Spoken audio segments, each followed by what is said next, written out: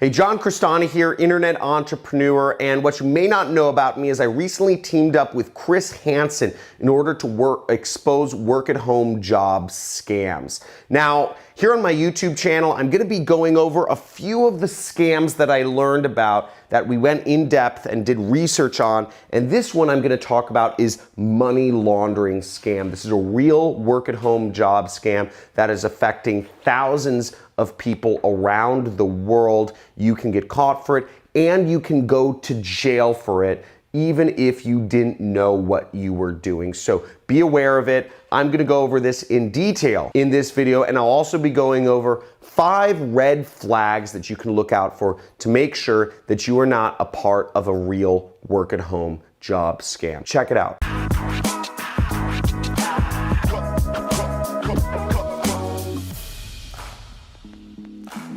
John Crestani here, and as I said, I recently teamed up with Chris Hansen on a piece of TV content to help him expose internet scammers.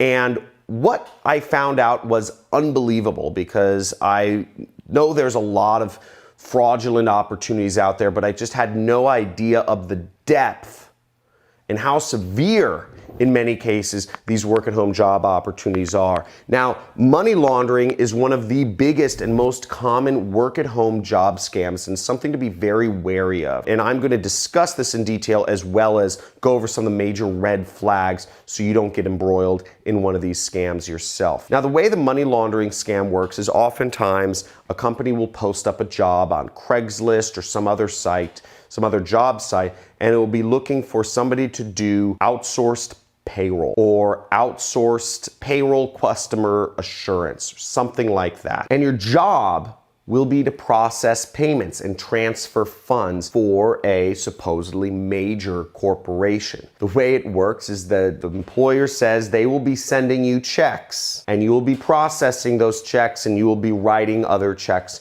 to other people yourself. Now, unfortunately, that sounds all good and dandy, right? Processing money, and in some cases, the employer will even say you get to keep a percentage just for processing the payments of our company. Okay, no company does that, by the way. The way this really works is what the employers are doing is they are sending you stolen money. They're sending you fraudulent checks made up from real people, but stolen information.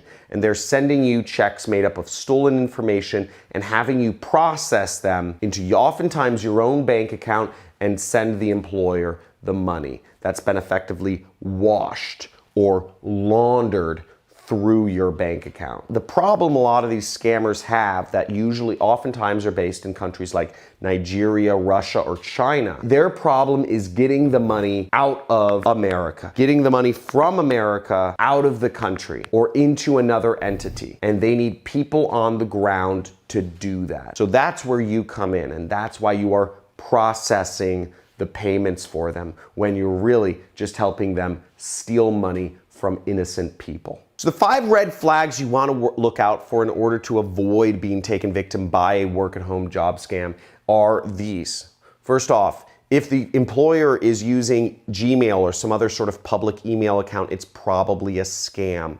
Okay. Number 2, if all of your interviews for this job were done via internet chat or Facebook Messenger, something along those lines, it's probably a scam. Number 3 is if you don't have the full name of your employer and you cannot find them on LinkedIn or some other website where job recruiters all create profiles on, then it's probably a scam.